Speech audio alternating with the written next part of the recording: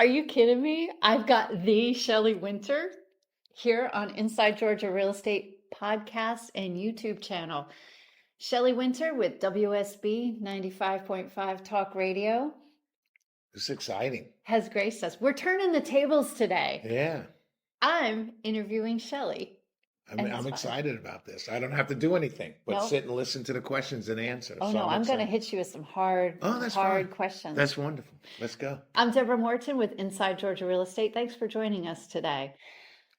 Shelley Winter, I miss you, buddy. I miss you too, my sister. I really do. We actually really enjoy spending time together, and I've gotten to know Shelley over the last couple of years pretty well. But My old personal life, dating life, and everything. yeah, know. so our best time was on the commercial breaks. Yeah, exactly. Where I got it. I got advice on who to date and how to date. Because I'm bossy that Yeah, way. yeah, absolutely. So I think, especially since so many of your fans and listeners reach out to me directly Inside Georgia Real Estate, That's good. asking questions about you. Oh, really? Okay. So we want to know more about Shelley. No problem. No And problem. who is Shelley? So I know you grew up in New York. Mm-hmm. I did grow up in Harlem, New York. Mhm. So interestingly enough, as it pertains to real estate, my the building that I grew up in, I moved there when I was 8 years old. The building that I grew up in was the first co-op building in Harlem. Really? There were several, but it was the first co-op building in Harlem, and it was all African American. Right. There were some others in Upper Harlem, a famous building that I moved into later on, 555. A bunch of famous people lived in that co-op. I didn't know that. Yeah, Yeah. and so the building I lived in, 435 Convent, was a co-op. My mom we moved to the Bronx. My mom, dad got divorced. We moved, lived with my grandparents for a little while, or her parents. We moved to the Bronx, and then she was voted in to be able to move into this kind of famous co-op building in Harlem on 149th Street and Convent, 435. It was great upbringing. I tell you, I never carried a key from middle school to high school. Really? Yeah, we just left the door open. And sometime my mom would lock the door, and I have to climb in through the front window from my neighbors downstairs. But I never learned to keep a key because it was a locked So building. you were a latchkey kid Yeah, without a key. I was totally a latchkey kid. We didn't have a doorman. What we had was people had shifts that they took sitting down in the lobby and just watched the lobby. And our shift, I can't remember what day it was, but it was in the evenings. And I would do my homework down there and take our shift, and I'd do my homework. Then my friends would come. So you knew everybody in the building, and Absolutely. and it was about so that we talk about community all the time, and your heart for community, that's where That's that's where it the came from. foundation of Yeah. it. So in New York City, you have so many apartment buildings that your first community in New York City is your apartment building. Right. Then your second community would be your block. Right. And then your third community is the other blocks Right. nearby. So when I was growing up, the kids in my apartment building were friends. Then I had friends that lived in the next, in the Right. neighborhood. And then we had kids that we were friends with that lived 3 or 4 blocks away. But literally, you can grow up in New York City in a block, and that is your entire neighborhood. That Yeah. square block, That's how Jenny from the block Right, came yeah, out. right. You can have the Shelley from the block. right. You can have north south side, the east west side, the north south side, and the east west side, and that's the 4 corners, Yeah. of your block. And And it some, becomes your whole world as a that kid. as a kid, that becomes your whole world. Huh. So that's why I grew up. I earned my mom told me I wanted a baseball glove because I thought I was going to be a baseball player when I grew up. But in the back of comic books, they used to have to sell greeting cards to win prizes. And so I sold greeting cards to get my first baseball glove. And all I did was go in the building, my apartment building, 435 Convent, knocked on every door and said, I'm trying to get a baseball glove. Will you buy a box of Oh greeting my cards God. from me? So Shelley, And as I sold them all in my building, I didn't have to go outside the building to sell them. and you got your baseball I glove. got my baseball glove. So, fun fact, that's how I started in sales. I sold greeting cards, Christmas cards. You could sign up and I would go door to door and you choose your Christmas card, but you could emboss like, Right. Yeah. Merry Christmas, the Smiths, Hmm. or you could, Doug, Julie, Right. and Right. like, Right. Yep. there was an extra charge to do Do the that. embossing, Right. but I sold those to everybody. Yeah. Yeah. That's what I did. And just How funny. and the And funny thing is, my first gift, what I was working for was a boom box. that's funny. Like That's hilarious. I So wanted a, we grew up the same way. And the huh, funny thing, what was your pitch? Because my pitch was simply, I'm trying to get a baseball glove. Can you buy a box of greeting cards? mine Like I was, didn't go with the quality, yeah. the message. I was just like, hey, Mrs. Smith, I'm trying to get this So this glove. I went with the enhanced design. Did you know you could have Oh yeah, a custom engraved that's why you're in greeting real card? estate. You don't want regular Right. Christmas cards to send out. It's gold foil. Yeah, in my sales career before I got to talk radio, I was always closing. So I just started with the close. I'm trying to get a baseball See, glove. there's been synergy here. Yeah, since the beginning. That's Since the so fun. beginning. So what brought you to Georgia then? So I worked. I went to Syracuse, studied advertising and speech communication. Well, And you went to school for this. so yeah, so I went to Syracuse. Mhm. Didn't know when I was filling, when you're filling out the applications, what do you want to study? What do you want to Right. major in? I didn't know in Yeah. high school. So I just put child psychologist as what I wanted to be because it was my favorite class senior year. Right. I thought it was great. And so, I'll be a child psychologist, not knowing, Which you kind of are with.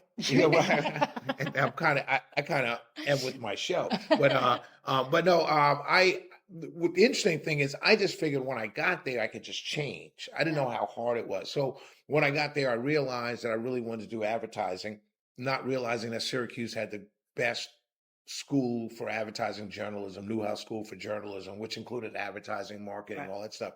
And you couldn't just switch. You had to Right. apply to get in because it was such a top school. So I didn't know that.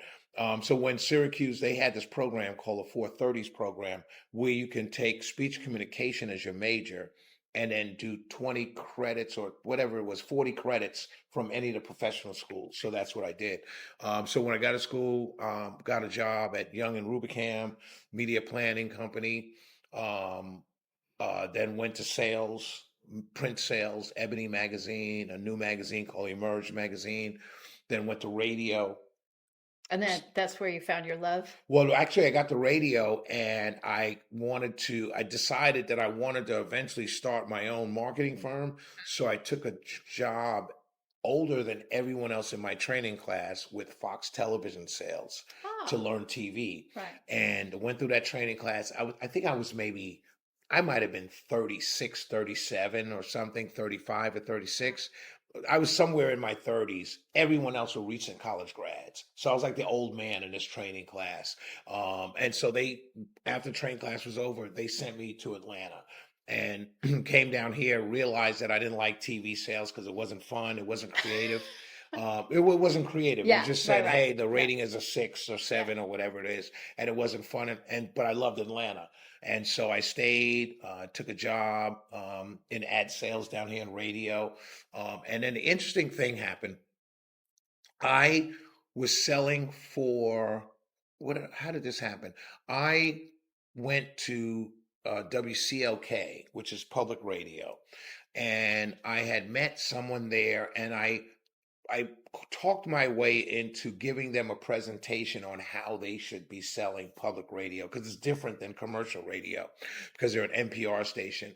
And I just gave this presentation and they told me, we think that's what we should do. We believe, but we have no one to do it but you. So I started working there as their advertising person, and it was a great job. So you created your own job. Yeah, I created my own job, and I loved it there. It was wonderful. I loved the people there. It was fun. I made them a bunch of money to the point where, I'll tell you a funny story, to the point where, because it was commission only, right? And which I didn't mind because the checks came in because it was NPR, and it's attached to a college, and the college actually got the checks, and so the college would cut the commission check to me. And so I was making them so much money that the president of the college had called down to our office to make sure there was no fraud going on because my checks were so big. because I was making them so much money. And it's a real funny story because I met the president's home and he was like, yeah, just we've never paid this much money to people. You know what I mean? Once I think I got paid every 2 weeks or something like that. But long story short, how I got to talk radio was the Hawks. It's interesting. The Dexter, I forgot Dexter's last name. He was in charge of community affairs for the Atlanta Hawks. It was coming towards like September, October, the end of the year. And he had in his budget monies that he did not spend that he didn't want to lose. And so he came to us or the station, not to me as sales, but one of the people at the station says, I want to do a year once a week inside the Hawks programming. Oh, And yeah. it satisfied his community engagement. It was on Right. a college and everything. Yeah. It tied into everything he was paid to do. So every Wednesday he or they would have a show inside the Hawks from 6 to 6:30. Our program director said it doesn't make any sense to be playing jazz all day, stop for a half hour, and then go back to jazz. So they said we'll do an hour of inside the Hawks in sports. And so Rose Scott, who's on WABE, very dear friend of mine, she's on WABE now on afternoons. She's probably on in a few minutes. Very talented broadcaster, very good person, human being. She and I did this sports talk show. And lo and behold, the sister station of V103 1380 called us up and said, hey, we want to do that sports show you guys do on Wednesdays, on Sundays. Can you come over here and do it for 3 hours? And it was there on Sundays where I actually realized, wow, this is what God put me here to do. Because I grew up in that building. I grew up reading newspapers. I grew up, I was that kid that read the newspaper from the back to the front, the whole thing. I was always interested in news. I was an avid reader because I was an only child. And my mom I had to come in And you were at a latchkey I was kid, a latchkey right? kid, right? Yep. So I had to come in at 7 o'clock every night. So I read a lot, and so all of that Well, and you're combined, inquisitive. I right? think I think that's the thing that makes it so engaging to work with you is you ask great questions and you're just curious Right. about all things. Yeah, yep, And exactly right. All so, things, yep. So that's how I got to, and because they set me down here, it's the short answer to the question that you just asked that I get asked all the time. The one word answer is God. Like what I just explained was God putting me here in a position to do what I do. we're with Shelley Winters of the Shelley Winter Show and WSB. You're currently on 7 p.m. to 9 p.m. Monday through Friday. on 95.5 Talk Radio, WSB Yeah, Radio. 95.5 WSB. Yes. And Shelley was the co-host of Inside Georgia Real Estate when we started. So I'm Deborah Morton, and we'll be right back. And we're back with one of my favorite friends, and I'm a huge fan of Shelley Winter, the Shelley Winter Show, famous talk radio host, and my friend. Not so only famous to my parents. And they passed away. My mom and dad passed away. My mom passed away 3 years ago today. My dad passed away 2 years ago today. And they were separated my entire life. And they passed away a year apart on the same day. They were kindred spirits I meant think, to be together. I think that is my mom is furious up in heaven that he showed up a year later on the same day. Like she is furious. He's probably happy, but she's furious. She is cursing every single day. What's this doing here? Though, there is a divine order to things. Oh, that, yeah, we're all absolutely. put here for a purpose and a Absolutely. reason. Yeah, they died a year apart on the exact same And day. even if we muck it up here on earth, maybe in heaven Maybe we can we get can get it things back. right. Absolutely. So we've been talking with Shelley about his upbringing, the history, the foundation of what made Shelley Shelley, growing up in Harlem, how he got into radio, and his move to Atlanta. But I have to say, after you're a Yankee at heart, like you are a Yankee at heart, but you love Atlanta. Yeah. What are some of the things that you love most about Atlanta and living here? Because you could go anywhere, Right, and yeah. yet this is your home. Yeah, I love it here. This is a great city because of its diversity. Growing up in New York City, one of the things about growing up in a big city is you learn that people are people and you judge everyone as they come. Yeah. So you have no preconceived notion of this person's going to be better than that person or worse than that person because you know everybody.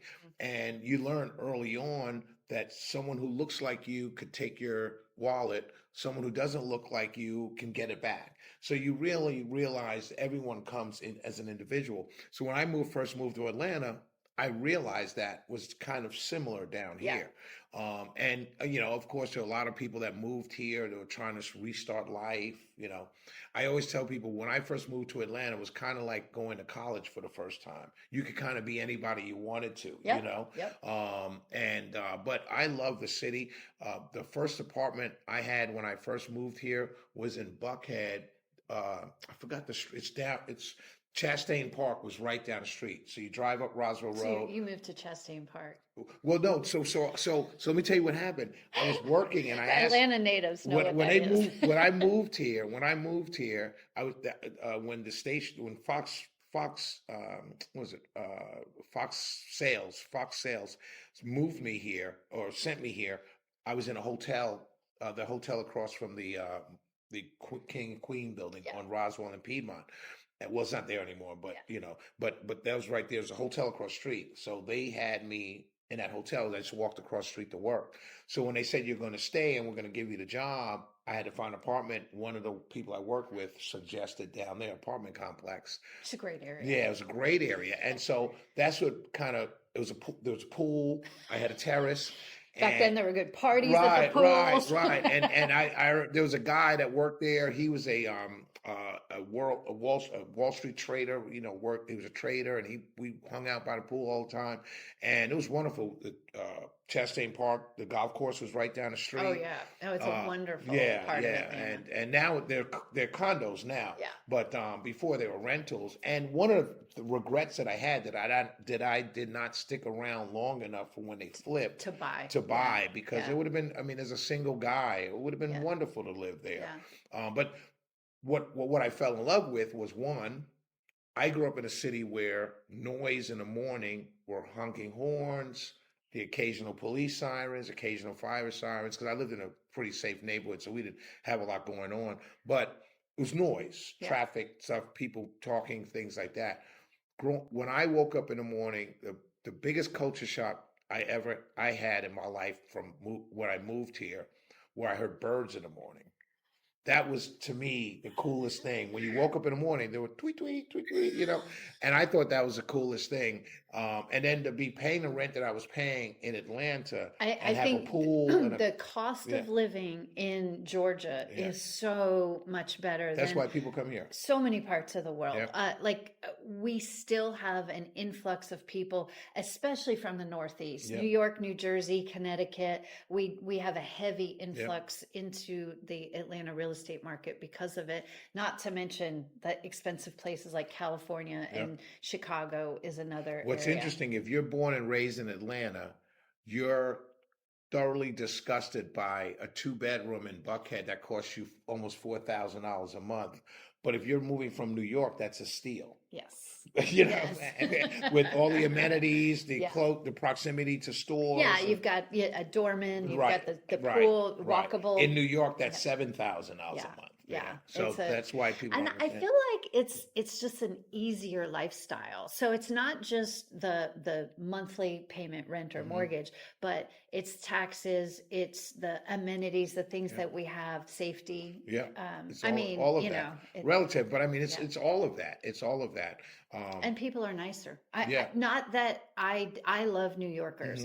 I've not ever had the experience in New York where people were not nice to me, but it's a brusqueness. So the thing about New York is, and I tell people this all the time, we're not mean. It's just that we're in a rush. Yeah. And so when we're busy. we're busy. And so when you stop me on the street as I'm headed to some place, my mind is other places, and you stop me to ask directions, you're going to get the directions and I'm going to keep moving. I don't really have the time to engage and smile and how are you? Hey, what are you doing? Where you from? Where you can do down here in Atlanta. And so it's just it's a big city. We're all hustling. We're all trying to get to the next, Yet you have adopted Southern hospitality as part of your nature.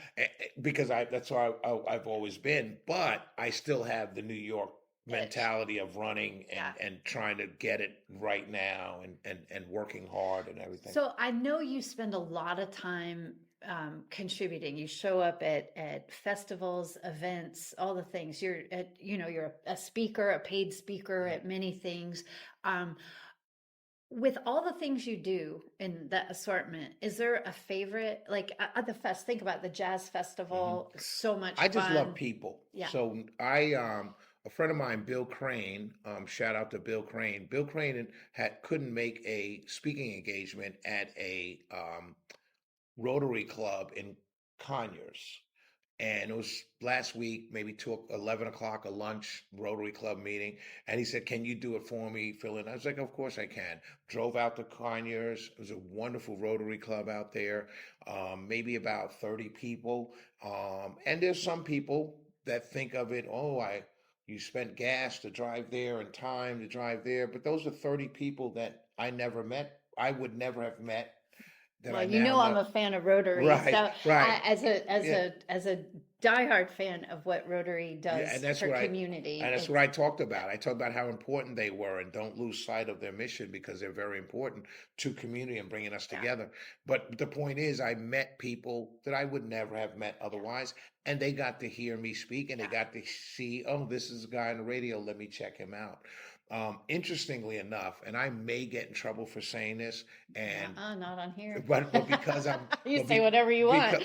because I said it out loud, now they're going to say, "Well, if you knew you might get in trouble, why did you say it?" But here's why I'm going to say it. I was just told recently that there's a large number of people who are radio listeners, whether it's music, talk, whatever, and a large number of them are familiar with me. Not that they listen or don't listen, but they're familiar with who I am. And it was told to me, when that was told to me, the quote was, "And that's why I do the things that I do to get you more out there." And I'm sitting there, and I didn't say anything, but I'm going to say it now because I'm not on air. As if you're self-promoting? No, as if I'm not, as if everything, the reason why these people are familiar with me is because the station is doing something, you know what I mean? And I'm thinking to myself, dude, I never sleep. No, I never sleep. Shelley goes round the clock. Another similarity between us. We just go. We sleep when we die. Yeah. And but the point is, I was in Conyers on a Wednesday. I was at Ackworth Beach on a Thursday. I was at here on a Friday. So that's why people are familiar with me, because I'm everywhere. And it's not just politics. So the Energizer Bunny personality is because of your love of people. Right. So that's yesterday. What it is. Start at Rotary, go here. I ended the night watching the World Cup, the U.S.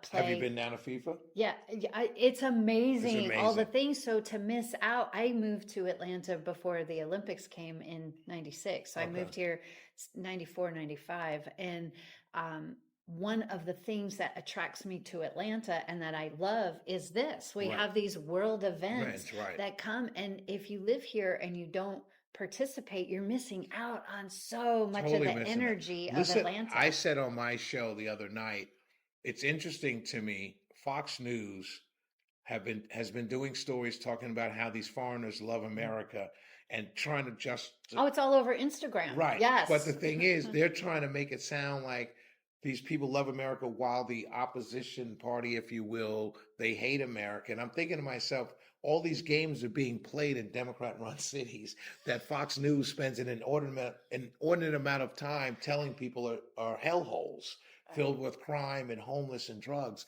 But these people are in Atlanta having a ball. Oh my God, loving it. But there are people that live here in Georgia that won't come inside the perimeter. So on the one hand, you're like, oh, I'm not going to go inside the perimeter. I would agree with that, because I have offices outside the perimeter and inside the perimeter. And we laugh about it that the inside the perimeter people need a passport to get outside the perimeter. And it doesn't matter if the outside the perimeter people had a passport, because they're not coming inside. Right. And it's funny because all the activity is inside the perimeter. For the most part, I'm talking about the big stuff. What you're talking about, the World Cup, the Super Bowl, things like that. For those things, we built out theaters, we built out culture in Except Mableton for the and Braves. Cobb. Right. But we've built out Atlanta. Many of these small Mm. cities have built out cultural destinations. Yeah, and I think that that does bring me to like the changes you've seen since you've moved here. But it's interesting because the pockets that have popped up. So we have all the mega stuff inside Atlanta, but when we see like Gwinnett has a awesome entertainment complex, the things that are being built in the smaller scale. Woodstock has an amphitheater, Kennesaw has an amphitheater, Hmm. Mableton Austell has Huge. huge Yeah. growth in that Yeah. area as well. I found out yesterday Mableton is the largest city in Cobb County. I know, I didn't isn't know that that. crazy? 80,000 people in Mableton. Yeah, That's where I live. Yeah, I didn't know that. Now, I will say something about the amphitheaters. mhm. I think there are too many. Really? Like, so Why is that, I'll Shelley? tell you, there's one in Stockbridge, Hmm.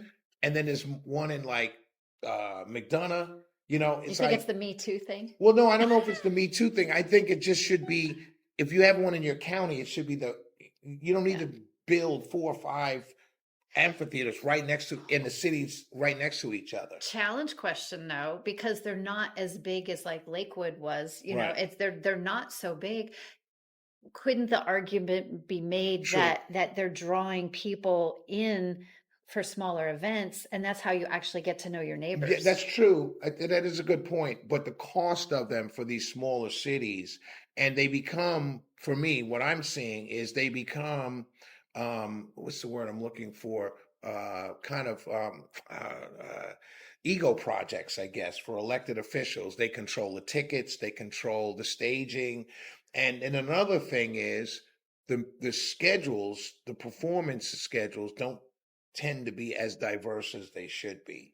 A lot of them, like some of them are, you look at the schedule and it's for one particular audience all summer long, whereas the city may be a little bit more diverse than that. And I think That's that's interesting. one of Yeah. the big things I think that's going to be the next big fights coming up in some of these smaller towns. Well, I think if fights happen, it will be because property taxes Hap- are raised to the point where Right. it That's a good feels point. burdensome to That's people. what's happening So in Brookhaven. yeah. Brookhaven, it's funny. Brookhaven just built a totally new city hall, town Mhm. center, everything like that, And police it's station. beautiful. And it's a beautiful Yeah. structure. But after you build it 2 years later, you go to raise the property taxes and you say it's for a 911 center. Like, no, you had to pay off this building. We all know it. It's a beautiful, shiny, it's a city hall for a major city like Atlanta. Mhm. You have in a town called Brookhaven. You definitely got your finger on the pulse of things. Yeah. Do you ever see yourself running for No. elected office? No,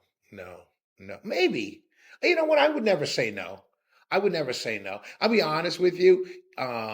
If 95.5 WSB came to me right now and says, "Hey, it's not working out," I Mhm. would probably run for office in 2028. Nothing big though, Mhm. just to run Yeah. and say I was an elected official. But now I wouldn't. But that For influence. Yeah. no, just to see if I can put everything I talk about to the test. Interesting. Well, because you're all Yeah, over yeah, nobody can pin Shelley Winter yeah. down.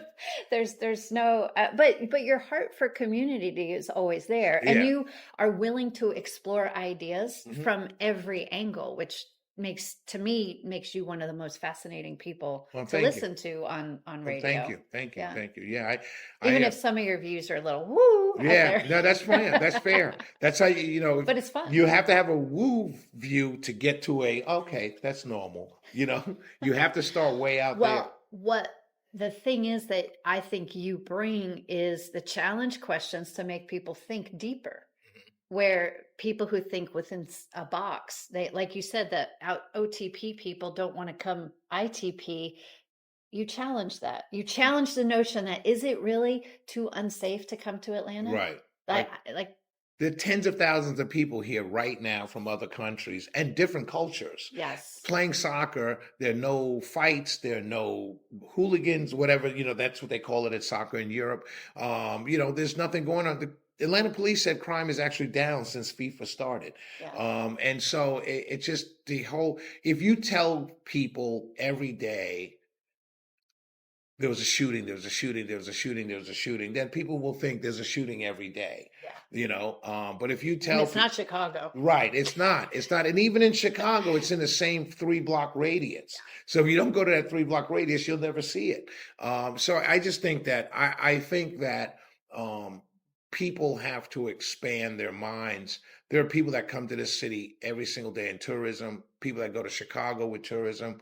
I'm getting ready to go to Jamaica in about a month, and people will say, "Oh, you're going to Jamaica? I hear it's unsafe." Well, I live in Georgia. It could be unsafe, depending on the day. It could be you know what I mean? It's kind of a silly thing to not go someplace because you think it's unsafe. Well, living in fear is That's the problem. Right, That's right. the problem. And when you live in the light, Right. you want to shine the light where you Right. go. And the light is protecting you. Yeah. And that point in time where something does happen, okay, well, the light went out. I love that you live by your faith. Yeah, absolutely.